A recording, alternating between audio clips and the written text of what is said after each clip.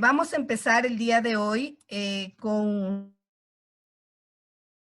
de necesidades educativas especiales, donde ustedes van a poder fijarse en lo que nosotros estamos haciendo. Habíamos visto que uno de los objetivos principales de las necesidades educativas especiales, pues es buscar herramientas y metodologías que nos ayuden a mejorar la situación de nuestros estudiantes que tienen necesidades educativas especiales. Es importante también que veamos, que nos demos cuenta de que al buscar estas estrategias, como lo habíamos hablado el día de ayer, lo único que podemos hacer es definitivamente mejorar la situación de nuestro estudiante en el aula. El objetivo más importante de buscar estas estrategias es justamente tratar de que en el aula se nos haga mucho más fácil el trabajo con estos estudiantes que nosotros tenemos.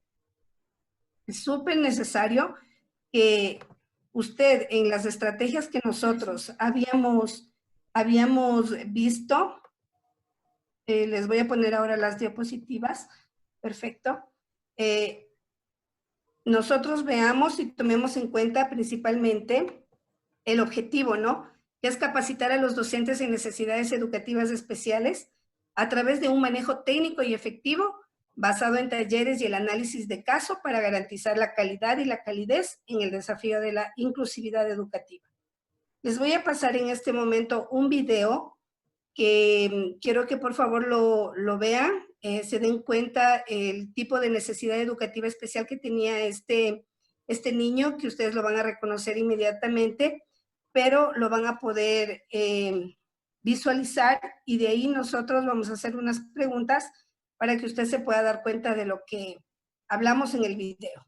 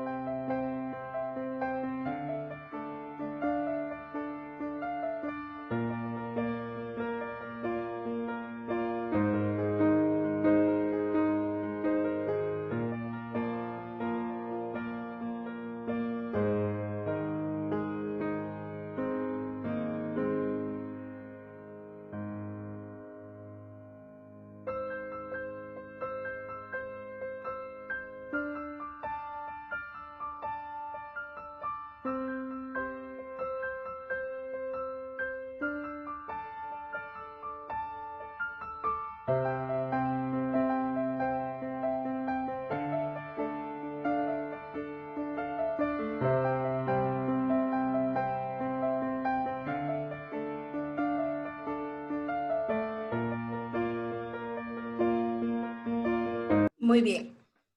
Como hemos visto en este video, notamos que Edison estaba en una escuela donde fue diagnosticado o mal diagnosticado. Le dijeron que él tenía una discapacidad mental y que él no podría estudiar en esa escuela. Evidentemente, en ese tiempo, la discapacidad que él presentaba o la necesidad educativa especial que él tenía no había sido diagnosticada correctamente, pero su mamá logró educarlo a él de la mejor manera y realmente se volvió un genio, porque ella buscó las estrategias necesarias para que su hijo pudiera superar todo su déficit que él tenía y poder salir adelante. Entonces realmente la escuela lo relegó. Es por eso que ahora se necesita muchísimo de esto del trabajo de la inclusión, tomando en cuenta que es un derecho, ¿no? Como yo les había dicho el día de ayer, nosotros estamos y vivimos en una constitución de derechos que le permiten a nuestro estudiante tener absolutamente todo a su mano para poder avanzar. Cuando tiene algún tipo de discapacidad, algún tipo de necesidad educativa especial o alguna dificultad del aprendizaje. Entonces es importante que nosotros entendamos que sí es necesario hacer una adaptación curricular en el aula. Las necesidades educativas especiales son un proceso súper importante para nuestros niños en aula. el video que les había pasado habla sobre las herramientas que la madre utilizó para su pequeño, y así fue como él pudo irse desarrollando. Entonces, es muy importante que ustedes puedan analizar el video, porque después ustedes me van a hacer algunas preguntas con respecto a las estrategias que ya las habíamos visto el día de ayer.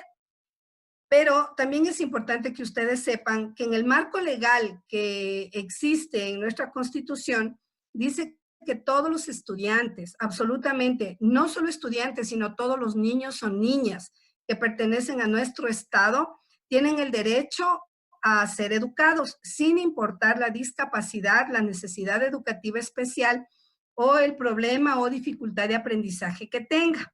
Sin embargo, también en la ley dice que nosotros tenemos que educar a estos niños, pero que si estos niños no pueden tener un desarrollo armónico con otros niños y pueden causar algún tipo de daño físico o moral, este niño tiene que ir directamente a una escuela especial. Nosotros sí tenemos la obligatoriedad como maestros de tener a nuestro estudiante en aula, recibirlo en nuestra aula y por supuesto manejarnos con las estrategias necesarias, con todas las estrategias que nosotros tenemos a la mano. Es por eso que al hacer este curso, nuestra idea, ¿no? La idea como docentes también es darles a ustedes esas herramientas para que puedan trabajar con los niños.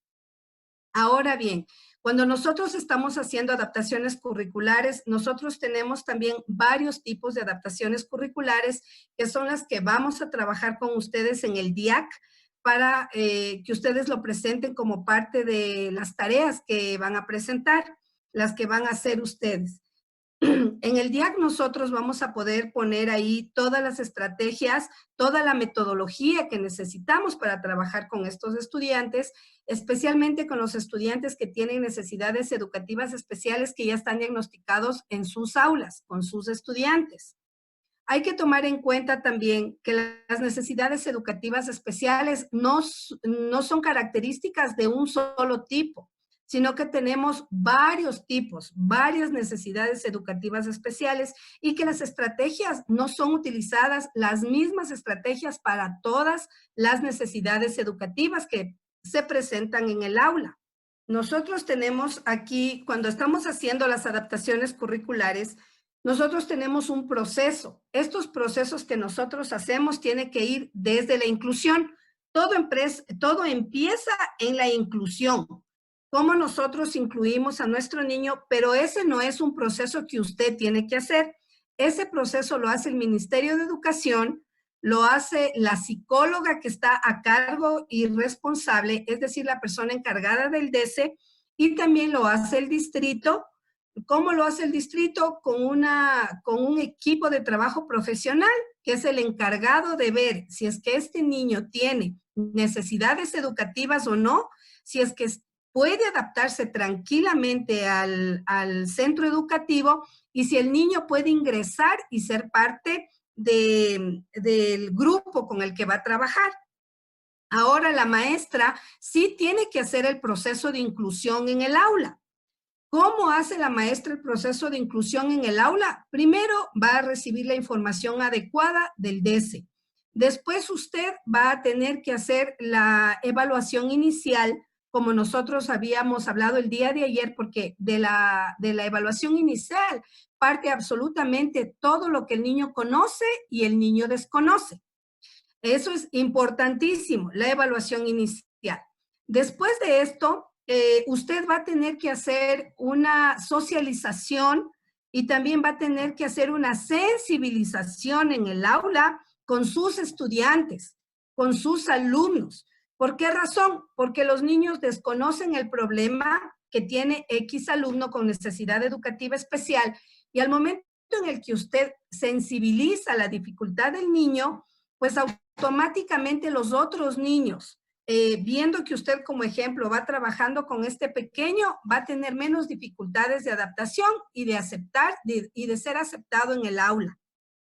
Es muy importante que usted tome en cuenta que la parte de la sensibilización que usted haga va de esa parte de la sensibilización que usted va a hacer, va a todo, absolutamente todo el año va a depender de eso.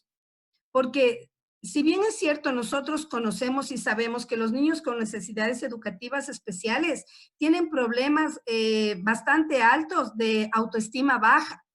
¿Por qué? Porque ellos han pasado por un proceso en diferentes escuelas o entidades educativas, por un proceso de maltrato, tanto emocional, incluso hasta el físico. Entonces, cuando este niño llega a su aula y es nuevo, este niño lo que espera es ser aceptado. Entonces, ¿cómo usted hace eso? A través de la sensibilización. En la sensibilización es donde usted se va a, cuando va a hacer el proceso de inclusión, a tomar en cuenta. Ahora, estos procesos, ya cuando se ha hecho la sensibilización, se ha hecho la inclusión, se hace la adaptación curricular y por supuesto ahí sí vamos a atender la necesidad educativa que el niño tiene. Ahora bien, nosotros sabemos también que cuando nosotros hacemos estas adaptaciones curriculares, tenemos que tomar en cuenta que tenemos 3 tipos de adaptaciones curriculares. Tenemos en 3 niveles. El nivel 1, el nivel 2 y el nivel 3. El nivel 1 es el macro, el nivel 2 es el meso currículo y el tercero es el micro. Nosotros nos basamos en estos 3 currículos, sí, aunque la adaptación curricular no somos nosotros, cuando a nosotros nos entregan un niño en aula, en ese momento nosotros no conocemos la discapacidad o la necesidad educativa que tiene. Pero para nosotros hacer el DIAC, ya cuando usted haga el DIAC de su estudiante, usted va a poder poner ahí esas estrategias y usted va a darse cuenta en qué parte de los 3 tipos de adaptaciones curriculares de todos esos 3, de esos 3 niveles que se presentan, usted va a saber qué estrategias utilizar, cuáles son, cuál de estos 3 tipos de adaptaciones curriculares es la que usted va a utilizar en el aula. A eso me refiero. Cuando nosotros hablamos del grado 1, que es el acceso al currículo, ¿no es cierto? Cuando nosotros estamos hablando de todo lo que tiene que ver en el primer nivel de adaptación curricular, es un producto, o sea, el producto que tenemos en este nivel es obligatorio. O sea, todas las adaptaciones curriculares, todo lo que es legal, absolutamente el marco legal, los objetivos, están en este currículo. Eso no se puede cambiar en absoluto, ese no es flexible porque ese ya nos entrega a nosotros el Ministerio de Educación. Entonces, ese nosotros no podemos cambiar, no lo vamos a cambiar. Igual en este tenemos los no significativos, que serían los del nivel 2, que son aquellos que se pueden adaptar, los que usted sí puede cambiar, los que usted puede, que le entregan a usted, por ejemplo, con un tipo de estrategias, con un tipo de objetivos, usted los puede cambiar. Eso sí se pueden cambiar, igual que el del tercer nivel, que sería el DIAC, el que nosotros manejaríamos con las estrategias que nosotros utilizamos. Yo les voy a enseñar a hacer el DIAC, les voy a explicar, no es complicado hacer el DIAC, porque ahí vamos a poder nosotros poner toda esta metodología, todos los recursos, vamos a poder poner todas las estrategias que nosotros vamos a utilizar para trabajar con este niño. En cuanto a eso, a lo del currículo, ¿no? Ahora es importante que ustedes sepan que el propósito de la educación inclusiva realmente es que nosotros, que esta inclusión educativa que nosotros hacemos en el aula o en la institución educativa nos permita a los maestros y a los estudiantes sentirse cómodos ante esta diversidad, ante la diversidad que nosotros vamos a vivir y que ellos puedan percibir que la inclusión o ser incluido en una institución, pues esto va a ser una oportunidad, tanto para nosotros como docentes, tanto para los niños, para los padres y de la manera más prioritaria para el niño que va a ser adaptado. Ese es el propósito de la inclusión. Ahora nosotros habíamos visto también sobre el rol del docente. habíamos visto cómo el docente tiene que ser frente a un niño. Es importante que usted sepa que uno de los principales ingredientes, yo le puedo llamar así, con respecto a lo de la inclusión, con respecto a lo de las necesidades educativas especiales, es la paciencia y el amor que usted le puede dar a su estudiante. Un niño que se sienta amado, que se sienta respetado, que se sienta cuidado, realmente es un niño que va a dar todo de sí para mejorar, todo de sí para mejorar. Tomando en cuenta que las necesidades educativas es un proceso también donde se debe trabajar con repetición, repetitivamente.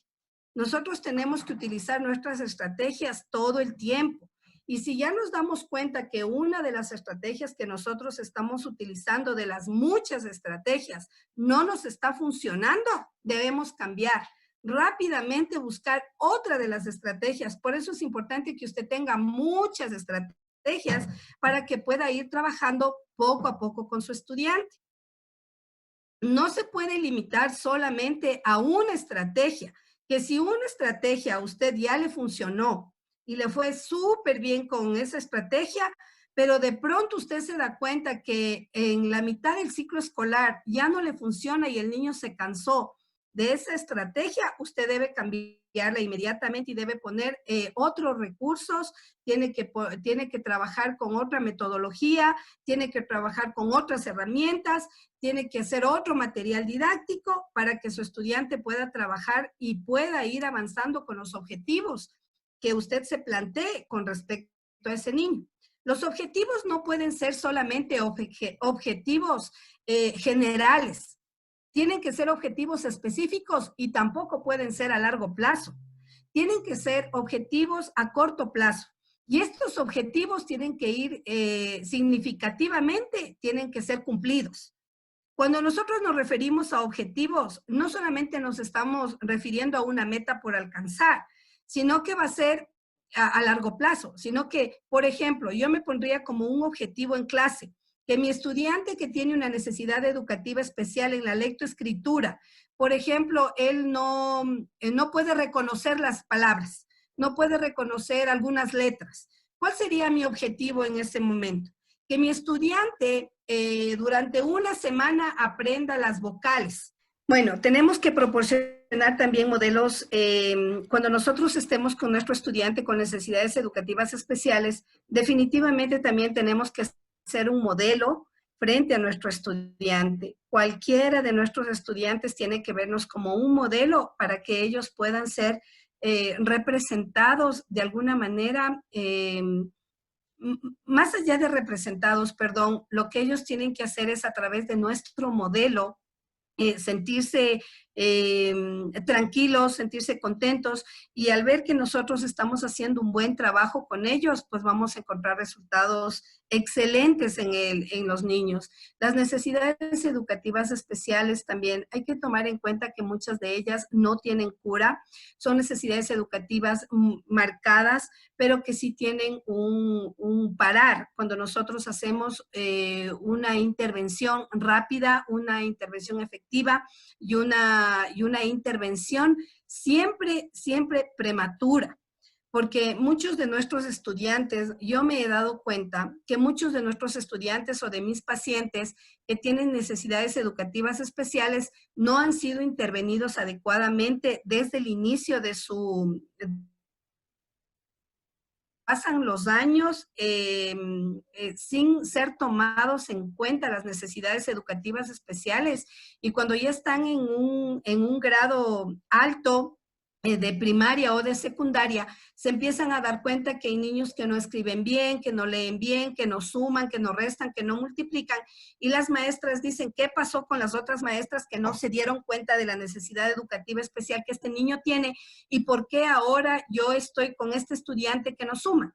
¿Y qué es lo que nosotros hacemos generalmente? Es culpar al maestro de los años bajos, de los iniciales, y nosotros decimos, es que ahí debieron haberse dado cuenta.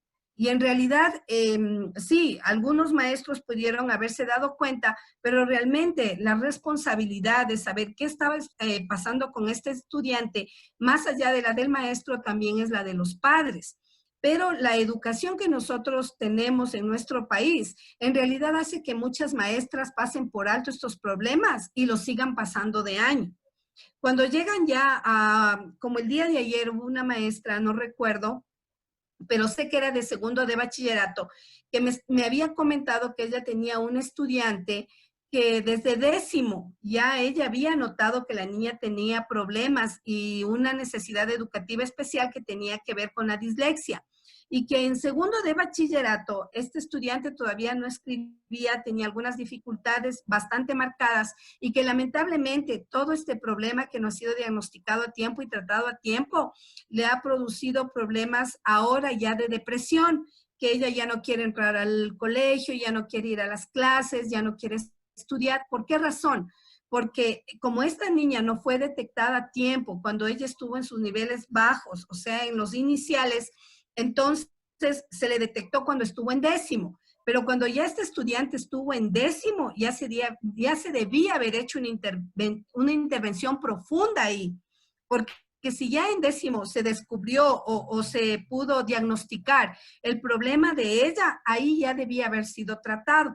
Ahora, si bien es cierto, me había comentado que la niña estaba con un psicólogo por sus dificultades, por sus problemas de depresión, también es cierto que los padres han tomado una actitud de sobreprotección. Como no es que ella no es una necesidad educativa lo que tiene, sino una enfermedad grave. Entonces, esto ha producido que la estudiante no pueda desarrollarse con normalidad en el aula. Todos los profesores, tanto el tutor como los profesores especiales, deben trabajar en conjunto por este estudiante. No solamente la profesora de ciencias, no solamente la profesora de lengua, no solamente la profesora de matemáticas, no, sino que tiene que ser un trabajo en equipo, incluso con el profesor de el área de educación física, el área de arte, el área de música, con absolutamente todos los maestros se debe tratar. ¿Por qué? Porque se tiene que hablar el mismo idioma. Y no son tantos los estudiantes que tienen dificultades o necesidades educativas especiales en su aula, en cada aula, como para no poder trabajar en equipo. Porque si es que no se trabaja en equipo, automáticamente el estudiante o el estudiante se siente devastado. No encuentra una forma de poder salir de su dificultad. Y para nosotros como docentes, o sea, nuestra responsabilidad y nuestra obligación es darle todas las herramientas a nuestro estudiante para que se sienta cómodo. Porque la idea es que nuestro estudiante pueda trabajar tranquilamente en el aula para cumplir los objetivos que los otros estudiantes tienen, aunque sean en el grado de dificultad sea menor.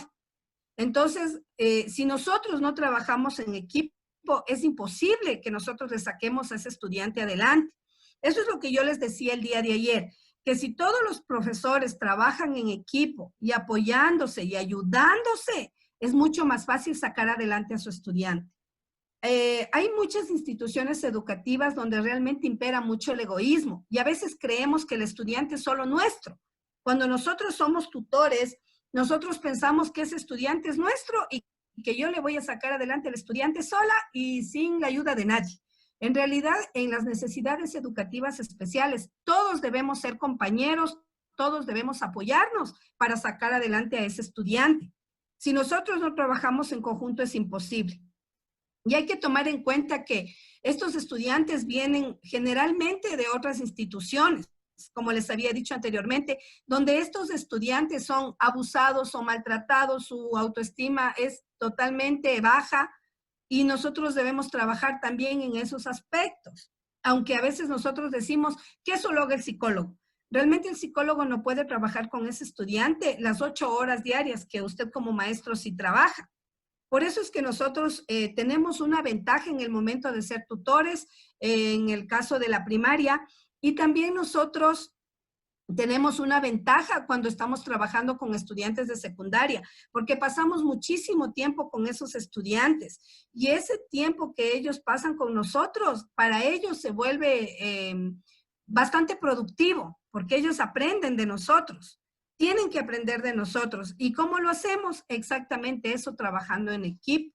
Debemos respetar definitivamente la dificultad de nuestro estudiante, la necesidad de nuestro estudiante. Muchos maestros no respetan la necesidad de nuestro estudiante, entonces creen que un estudiante es igual a todos y nuestros estudiantes todos son un mundo distinto. No importa que tengan necesidades educativas especiales o no tengan necesidades educativas especiales, todos nuestros alumnos son un mundo diferente. Entonces, todos tienen una forma de aprender diferente, todos tienen una forma de actuar diferente, todos tienen una forma diferente de reaccionar. Absolutamente todos nuestros estudiantes tienen diferentes formas de aprender. Por eso es importante que usted, en su rol como maestro, comprenda y entienda que las estrategias que nosotros utilizamos para que mejore su situación dentro del aula tienen que ser efectivas y tienen que ser distintas. Porque si yo, por ejemplo, estoy enseñando a nuestro estudiante a sumar y a escribir, no voy a utilizar la misma estrategia porque son dos cosas totalmente diferentes. ¿Y qué vamos a hacer? A confundir a nuestro estudiante. Ahora, las estrategias también pueden ser adaptadas, ¿no? Si nosotros vemos que una estrategia, suponiendo cuando nosotros quitamos distractores en el aula para nuestros niños que tienen TDAH, nosotros tenemos que quitar todos los distractores, absolutamente todos los que estén alrededor del niño, porque eso le produce mucha desconcentración.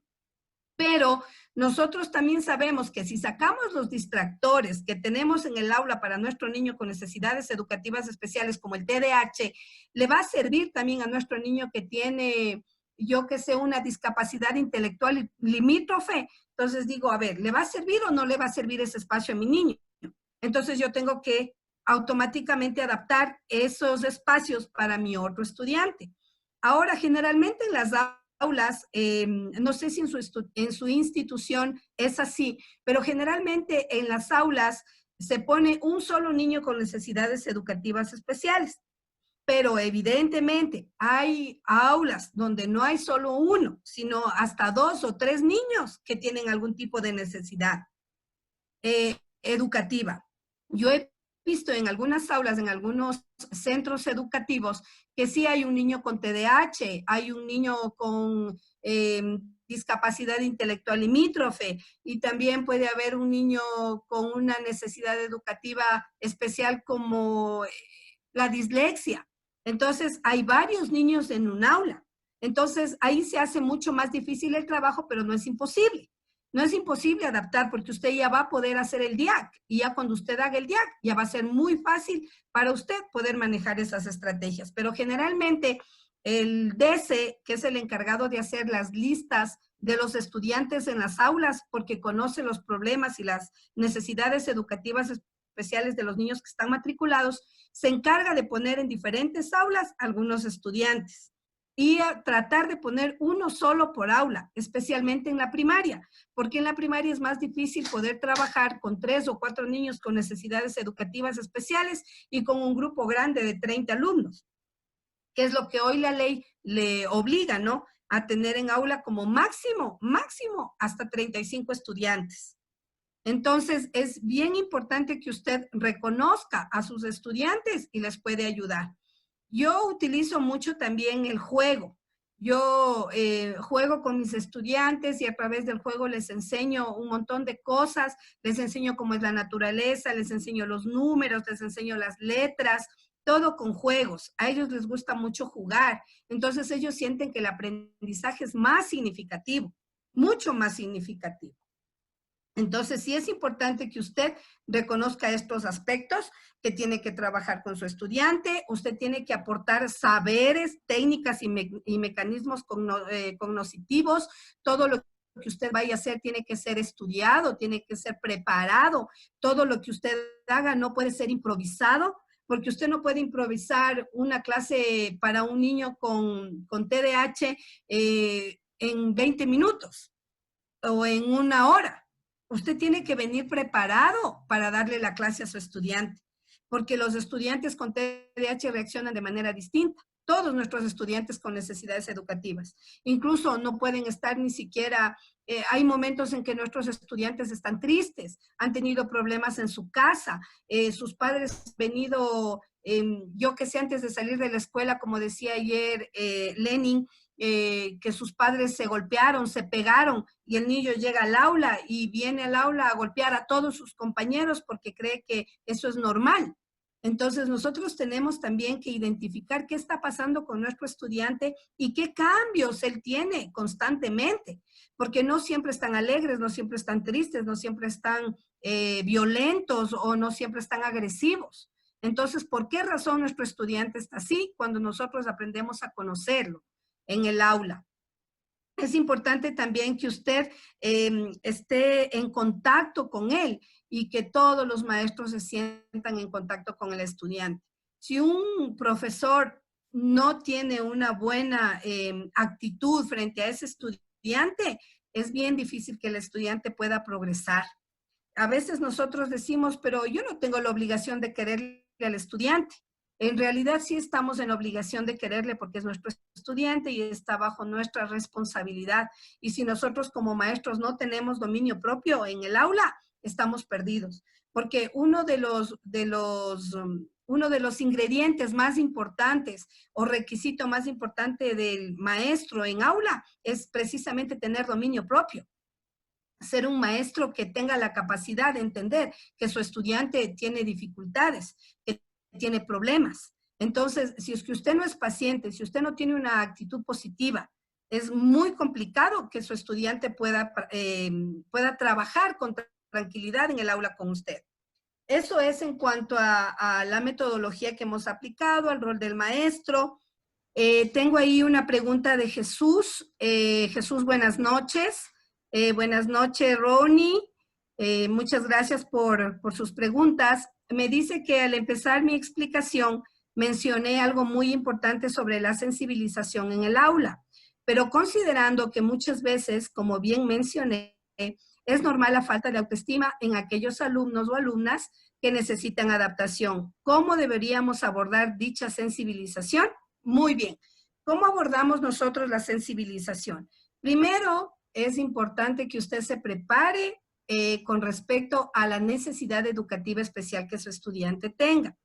Por ejemplo, si es que yo tengo un estudiante que tenga TDAH, que es el más, digamos que es el más común, el que más encontramos en las aulas, pues nuestra obligación es decirle a nuestro estudiante primero, recibirle en el aula de la mejor manera, como a todos los estudiantes cuando nosotros hacemos la presentación de nuestros estudiantes. Después de eso, nosotros tenemos que explicarles a nuestros estudiantes que nuestro niño con TDAH es nuevo en el aula y que va a presentar algunos inconvenientes, pero que él es que él va a trabajar exactamente igual que todos. Que sí va a haber unos determinados momentos donde a él le vemos un poquito intranquilo. Podemos utilizar esa palabra, intranquilidad. Podemos decir también que nuestro estudiante tiene algunos momentos en los que posiblemente genere, por ejemplo, ellos son muy impulsivos, ¿no es cierto? Entonces nosotros tenemos que explicarles a los niños que su impulsividad no tiene que ver con él y que no es que él lo quiere hacer, sino que él no lo puede controlar, pero que todos vamos a apoyarle y le vamos a ayudar. La autoestima es un proceso para levantar la autoestima de un niño, para subir esa autoestima, realmente no voy a decir, mire qué fácil es, porque no es fácil. Ellos vienen con esas heridas en el corazón, vienen con esas marcas, como habíamos hecho ayer la dinámica del papel arrugado, ¿no es cierto? Estos niños, aunque nosotros queramos ponerles así, sin una sola arruga no vamos a poder, porque ellos ya traen marcas en su vida. Entonces, lo importante es que nosotros le digamos lo importante que es él, cuánto nosotros valoramos y agradecemos su llegada al aula, que nosotros le vamos a ayudar en absolutamente todo lo que él necesite y lo que esté a nuestros alcances para que él se sienta mucho mejor y para que pueda desarrollar todas sus potencialidades. Por ejemplo, hay muchos niños que tienen la necesidad educativa especial Por ejemplo, ellos son muy buenos en el arte, por ejemplo. Entonces, cuando ustedes trabajen en alguna clase que tenga que ver con arte, con pintar, con dibujar, pues usted tiene la obligación de felicitar a todos sus estudiantes, pero sobre todo a su estudiante con necesidad educativa especial. Y decir, todos han hecho un excelente trabajo, qué bonito trabajo que han hecho, pero realmente me siento agradecida con José, por ejemplo. Con José porque ha hecho un trabajo fabuloso y sabe pintar muy bien, esa es una de sus potencialidades. Qué bonito. Entonces, todas esas cosas a diario sí llenan y realmente se ayudan mucho a subir la autoestima. Patricio, buenas noches. Ricardo, buenas noches. Veamos, dice que las estrategias son muy importantes, que deben ser variadas. Nos puede ayudar con tips para los diferentes casos de necesidades TDAH, TDA, sí, ya lo voy a hacer en este momento, ya les indico las estrategias. Muy buenas noches, me gustó la parte que mencionó que nosotros debemos detectar cuando los niños, detectar cuando los niños tienen problemas en el hogar. En sí nosotros detectamos una infinidad de casos con ciertos problemas de hogar, pero ¿cómo podemos actuar nosotros cuando los padres en sí mejor vienen más groseros? Bueno, Alejandra, buenas noches, ya les voy a responder. Marita, buenas noches. Mi pregunta es, Alejandra, ¿cómo está? Muy buenas noches.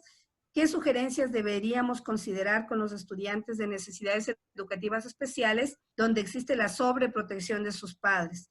Ya que muchas de las veces son los papitos que no permiten brindar la ayuda a sus representados. Gracias por la ayuda. Bueno, aquí tenemos dos preguntas súper importantes que tienen que ver con los padres de familia. Pero primero voy a mencionar la de Patricio. Patricio, le voy a dar ya cuando empecemos a trabajar con el DIAC, voy a darle todas las estrategias que ustedes necesitan. Sin embargo, nosotros podemos darnos cuenta, a ver, vamos con esto de... Ya les explico lo de las estrategias, tips que sean importantes. Bueno, Patricio, aquí tenemos algunos, por ejemplo, los distractores, eliminar absolutamente todos los distractores que nosotros tenemos en aula, aunque el aula nos parezca triste, pero es lo mejor que podemos hacer, porque nuestros niños que tienen TDA o TDAH tienen muchísimos problemas para concentrarse y para poder fijar su atención en una sola cosa. Entonces sí es importante quitar los distractores respecto a lo de las estrategias, sobre lo de los padres. Bueno, nosotros tenemos algunos inconvenientes con los padres. En realidad no todos los padres son muy atentos cuando están hablando de algún tipo de necesidad educativa especial de su hijo. Nosotros nos vamos a encontrar con bastantes dificultades porque muchos de los padres no aceptan que su hijo tenga algún tipo de necesidad educativa especial. Entonces, esto hace que los padres se sientan molestos, se sientan incluso atacados, porque cuando nosotros les decimos a los padres que nos ayuden a trabajar en algunas dificultades que el niño presenta, ellos nos dicen, ¿qué dificultades? Es usted la mala maestra, porque la maestra el año pasado jamás nos dijo una cosa así. Entonces ahora nosotros estamos usted ahora me está diciendo que mi hijo tiene problemas cuando él nunca tuvo ningún problema.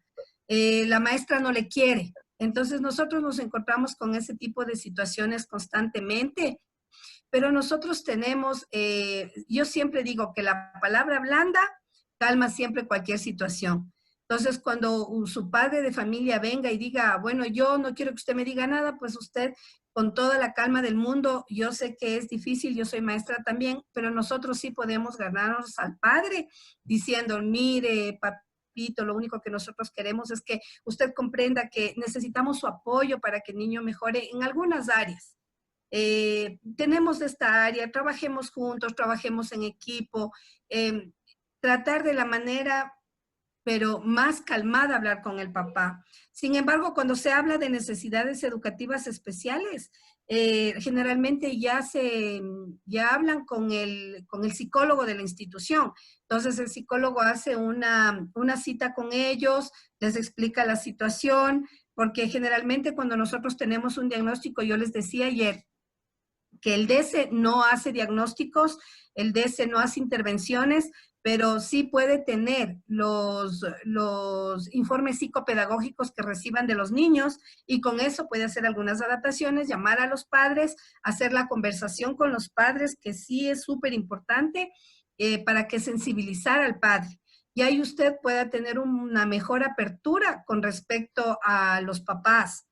Ahora, hay padres de familia, como me habían dicho ahí, sobreprotectores. ¿Por qué? Porque confunden la necesidad educativa especial de su hijo con una enfermedad grave, con una enfermedad que posiblemente, incluso hay padres que piensan que se van a morir sus hijos. Entonces, al momento de pensar y de suponer muchas cosas, entonces se producen estos cambios en los que los padres se vuelven sobreprotectores de sus hijos, pero no se dan cuenta que eso les vuelve inútiles a los niños. Entonces es más difícil trabajar con ellos. Entonces la independencia que usted le genere al estudiante en el aula es súper importante. Porque si usted le hace a su estudiante independiente trabajando con usted, el estudiante definitivamente va a aprender a ser independiente en casa también y le va a decir a su papá, yo estas cosas sí puedo hacer, porque con la maestra yo lo hice.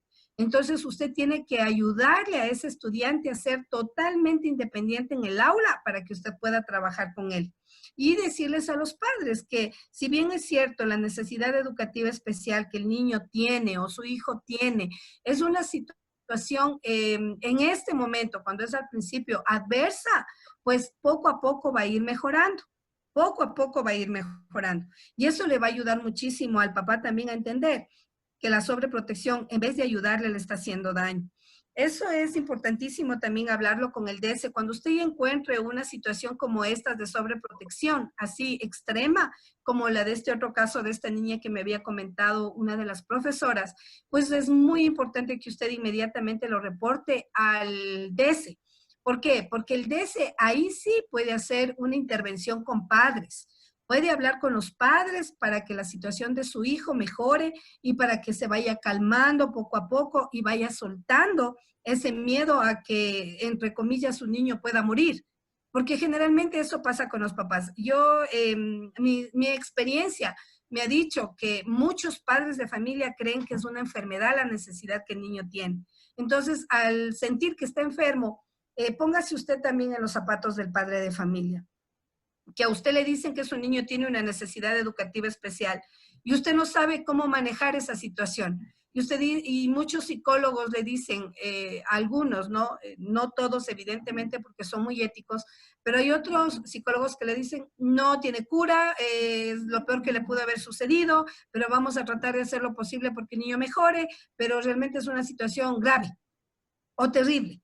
Entonces, el padre, ¿qué piensa? Mi hijo está pasando por un momento, primero, que va a ser incurable. Y incurable lo asocio inmediatamente a enfermedad. Entonces, el padre cree que su hijo está enfermo. Entonces, usted como padre de familia, yo le hago esta pregunta. ¿Qué haría usted si usted siente que su hijo está enfermo? Usted siempre va a querer cuidarle, va a querer protegerle, va a querer darle todo lo que él necesite para sanar.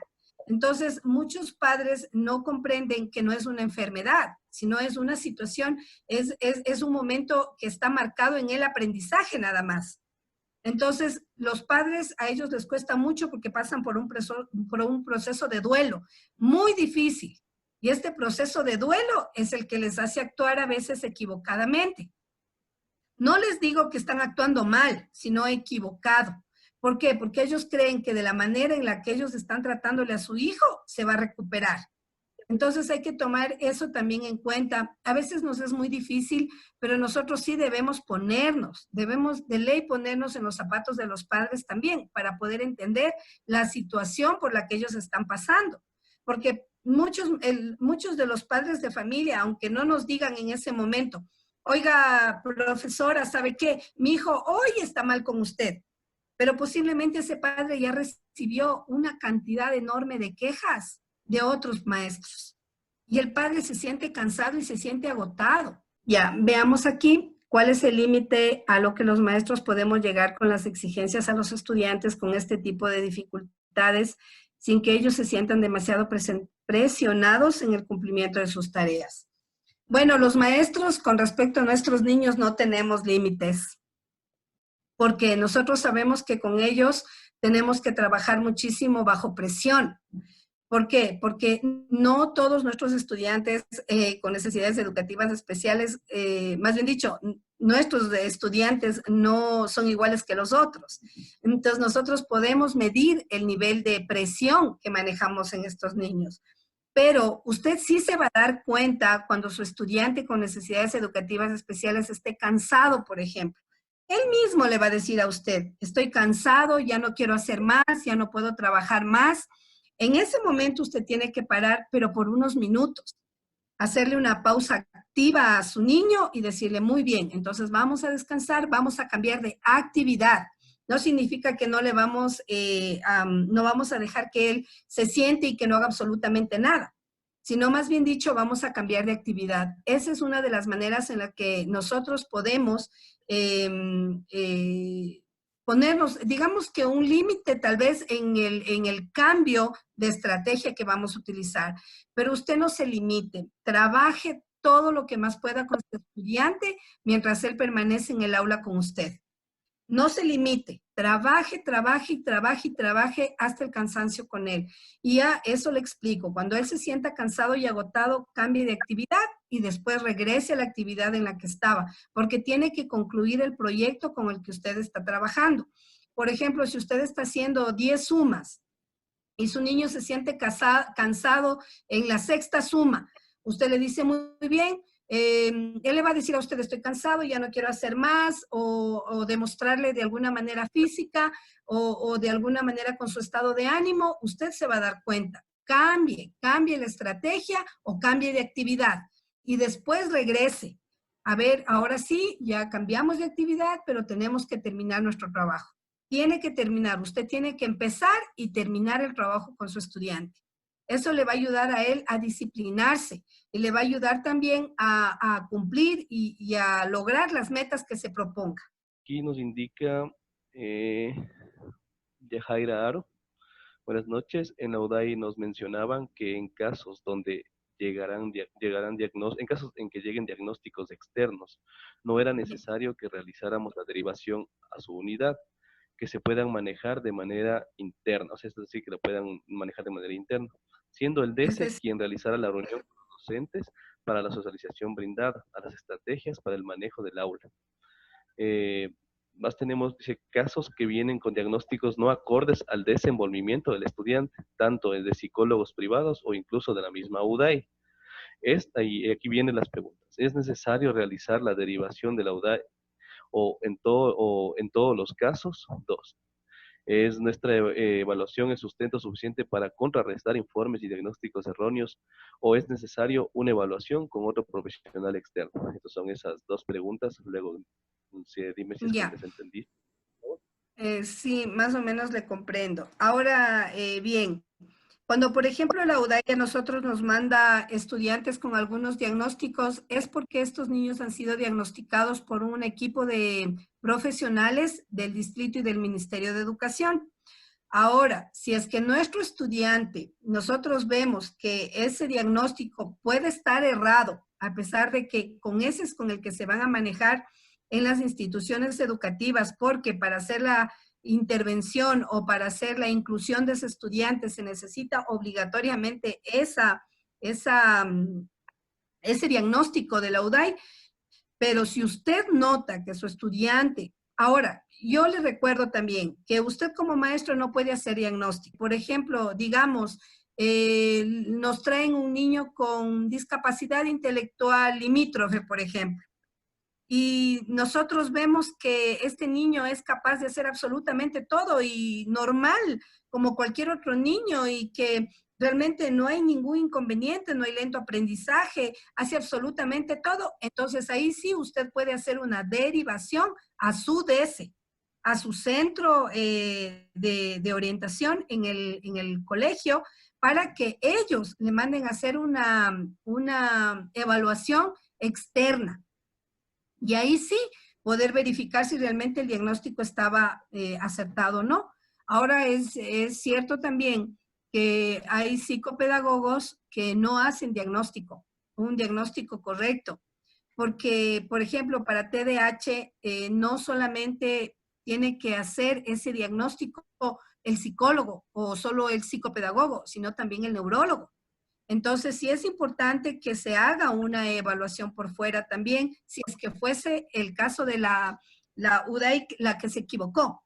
Entonces, sí es importante que nosotros tomemos en cuenta que si nuestros estudiantes son mal diagnosticados, inmediatamente nosotros tenemos que derivar al psicólogo de la institución. Y el psicólogo de la institución se va a dar cuenta si es que hay o no un fallo en ese diagnóstico. Pero nosotros como maestros no podemos diagnosticar. No podemos diagnosticar. Los maestros no tienen la autoridad en cuanto a hacer diagnóstico, porque eso solamente lo puede hacer un psicólogo. Si es que el psicólogo lo hace, pues entonces ahí sí, perfecto.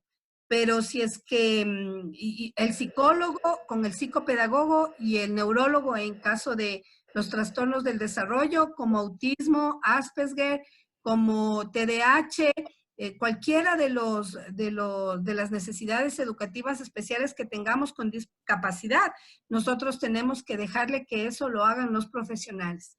Ahora nosotros, si vemos que nuestro estudiante no es un estudiante con discapacidad intelectual limítrofe, suponiendo, ¿no? Entonces yo voy a continuar trabajando con él sin necesidad de hacer la adaptación, porque mi estudiante no tiene para mí ese problema porque está yendo al mismo ritmo de los otros estudiantes. Hay que tomar en cuenta que los niños con necesidades educativas especiales son niños que tienen un lento aprendizaje. En algunos casos y en otros casos de inquietud, tienen otro tipo digamos que, de aspectos que podemos identificar. Entonces, diagnóstico los maestros no podemos hacer. No estamos nosotros capacitados para hacerlo. Eso lo tiene que hacer el psicólogo o ya, como les había dicho, los otros profesionales que son los que trabajan en eso.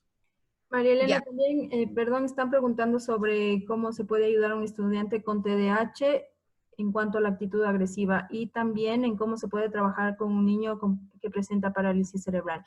Las demás preguntas se podrían manejar porque están preguntando sobre los niveles de planificación y cómo se identifica el nivel que corresponde y en sí cómo se aplica ya estas estrategias del tiempo y todo lo que se puede efectuar, que yo creo que ya correspondería a la realización. Al DIAC. Ajá, con todo voy a reunir todas las preguntas para también enviarte al finalizar para que tú tengas la retroalimentación de todas las preguntas que han hecho y en la próxima reunión pues hacer un breve análisis de las preguntas. Ya, perfecto. A ver, entonces vamos con lo de las estrategias. Me habías dicho también lo del currículo. Me parece que me estaban preguntando también sobre los niveles de necesidad educativa especial. ¿A eso te refieres, Pati? Sí, exactamente, así está como que resumidas algunas de las preguntas, estrategias para trabajar el TDAH, también la parte de parálisis cerebral. ¿Ya? Y también están preguntando cómo se puede, en qué grado de discapacidad se les puede hacer una prueba diferenciada, recordando que hay grados de ya, los grados, ya. Ya, ahora sí ya le entendí la pregunta. Ajá, sería de tomar el tema de la realización del DIAC y dentro del DIAC ir viendo las estrategias. Ya, perfecto, ya. A ver, primero con respecto a lo del estudiante con parálisis cerebral en aula, la intervención que se debe hacer primero es saber si es que su movilidad, su discapacidad está asociada solamente a la parte física, porque nosotros tenemos varios tipos de niveles en la parálisis cerebral. No sé cuál es el nivel, pero generalmente se trabaja mucho con fichas, con colores, con esponja. Yo trabajo muchísimo también con pintura, con todo lo que tiene que ver con arte y realmente trabajo muchísimo con los profesores de educación física, porque sí es importante el movimiento y esa parte indispensable de poder mover sus músculos, sus brazos, sus manos, la motricidad fina, hacer motricidad gruesa. En el caso de un niño con parálisis cerebral. Y también las adaptaciones tienen que ser físicas en cuanto a infraestructura. Infraestructura en los colegios, en las instituciones. Yo me di cuenta ayer en el colegio que no había rampas. Entonces sí es importante también el tipo de adaptación que se hace en la institución en cuanto a infraestructura. En cuanto a eso, ¿no? Ahora estrategias metodológicas ya las voy a dar cuando empecemos a hacer el DIAC y para que ustedes puedan darse cuenta de cuáles son las que necesitamos. Ahora también me habían dicho con estrategias en el TDAH, también ya les vamos a ver. Les había dicho que se pueden utilizar varios mecanismos, como por ejemplo con nuestros estudiantes con TDAH, hacer un propio idioma entre usted y su estudiante con señas, algún tipo de seña, algún tipo de, pueden ser un tipo de clave para que su estudiante sepa cuando él está actuando de manera incorrecta, cuando él está siendo agresivo, cuando él está golpeando a algún compañero, usted tiene que crear con él un propio idioma. A esto me refiero que pueden ser algunas pautas gestuales, pueden ser manos, pueden ser ojos. Usted puede utilizar algún tipo de clave, ¿no? Como visuales, táctiles, gestuales, entre el docente y el estudiante. Eso es bueno porque ellos saben cuando él está actuando mal sin que los demás sepan. Agradecerles también muchísimo por su gentileza. Hemos tenido a casi todos los profes muy amables. Gracias por todo y conmigo será hasta el día de mañana.